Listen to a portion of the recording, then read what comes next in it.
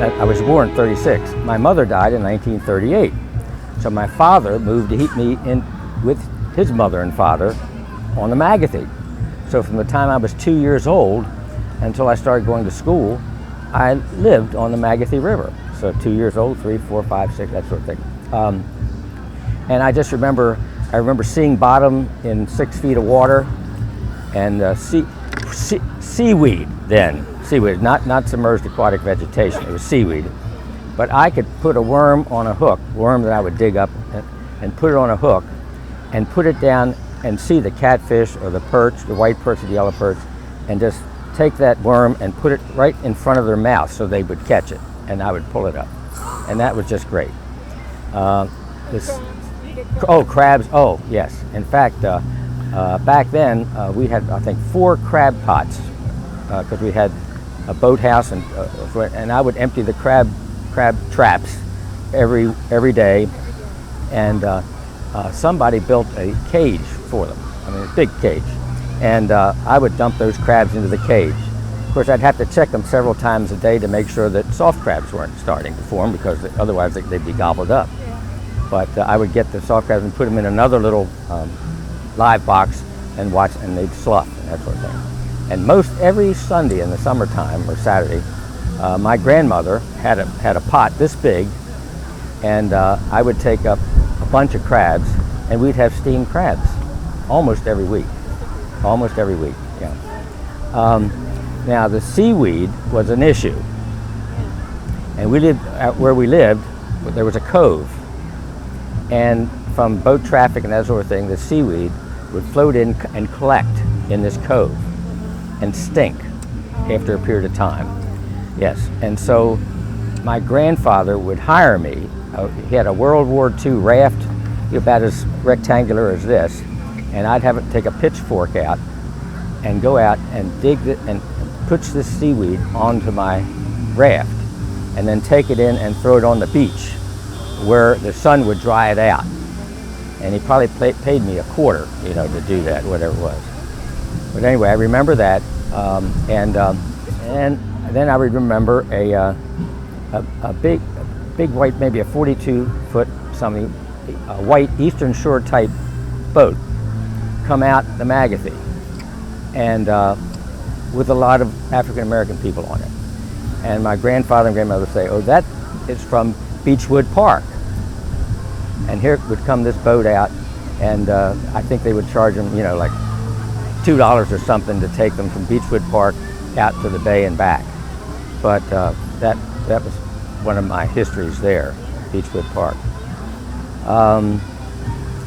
Whitehurst, the Whitehurst farm was across the river from us, and now that is the Whitehurst community. But when I grew up there was a farmhouse there, and now there's 150 homes there where Whitehurst farm was. Do you know what they grew there?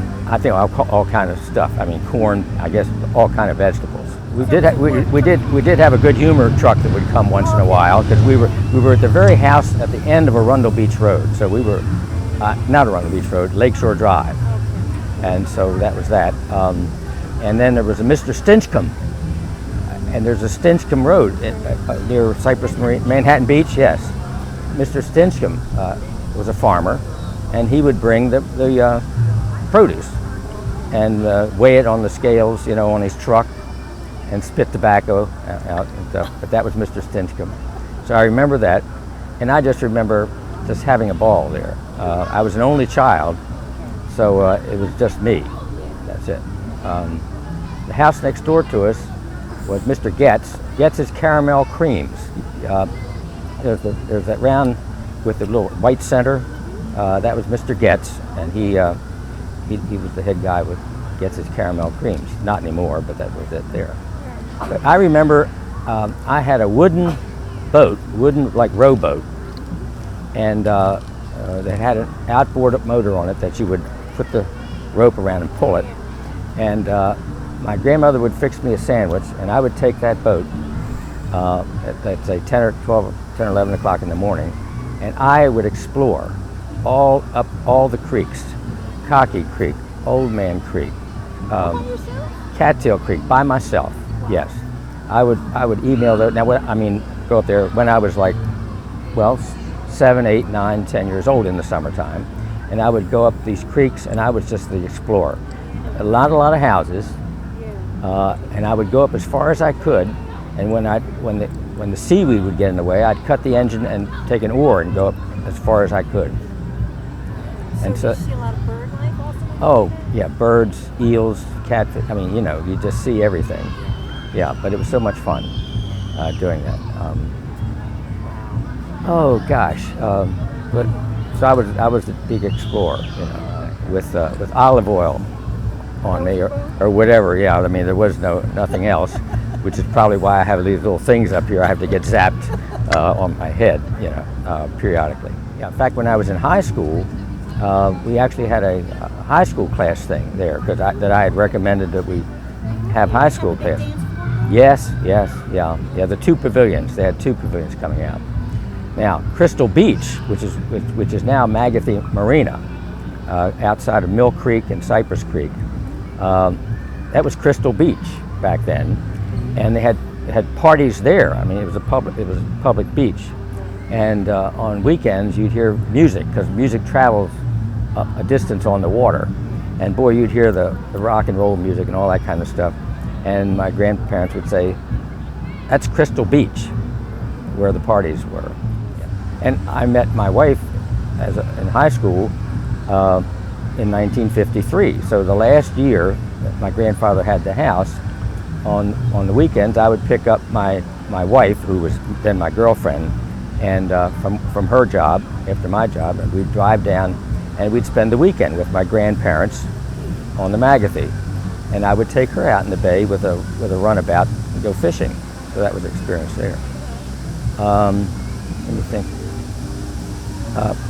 We were living at the very last house on Lakeshore Drive. Oh, Lakeshore. The Lakes Volunteer Fire Company was going to start. And my grandfather contributed quite a bit of money to build the Lakeshore Volunteer Fire Company. And for years there was a plaque there with his name on it. Charles E. Nolte Sr. I'm Charles E. Nolte III, but I was named after my grandfather and his first son, Charles Elmer Nolte Jr. So my father, when I was born, he named me after his father and his brother. So it's going like this. So my dad was not my name. But anyway, we had chicken coops out back, and my family raised chickens. And one time there was a fire in one of the chicken coops. And my gosh, we had fire engines from all over the place after that. Mr. Nolte, there's a fire at Mr. Nolte's house. And I can remember tons of fire trucks coming. I think Revere Beach, Lakeshore, you know, they were all coming down there because of his chicken coop. The little houses, if you go up the Magothy itself, the main stem, you know, there were a lot of 50-foot lots, and they were lots, and people from Baltimore would come down, and that's where they had the 50-foot lots. Now, there aren't many 50-foot lots anymore, because what's happened is over the years, the property values have gone up so, waterfront, that now the people who had this 50-foot lot bought the next 50-foot lot. And so now you have bigger lots, bigger houses and all than we had back in those days. Yeah, but I remember going under Magothy Bridge when I was this big. And because that was the way to get, that was a secret little place up there, you know. Oh, my grandfather ended up getting a 42-foot Eastern Shore type fishing boat, dead rise, with a 115 horsepower gray marine engine. So this boat would plug along, and I'd have an uncle and his son who would come from Baltimore on Saturdays in the summertime, and we'd go out with my grandfather in his boat fishing. Since I was the Charles Nolte III, my family it was two Charlie. So when I would get to run the boat, I got the nickname of Skip. So I was Skip Nolte all my life with my family. In fact, my dad remarried, and so my half-sister's family, they all still call me Skip. Yeah, because I was the skipper back then, on the Magothy. Yeah. Right. So that's pretty much it, I guess.